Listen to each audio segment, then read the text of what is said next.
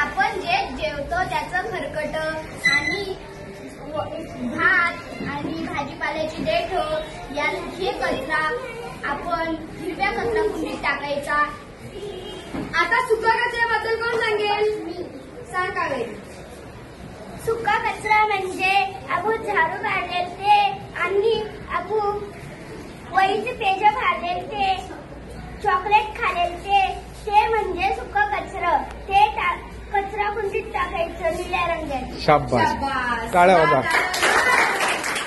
चला आता आपण सर्वजण हे शाळेचीही स्वच्छता करायची आणि घराचीही स्वच्छता करायची। चला आपण वर्गाचा कचरा उचलूया।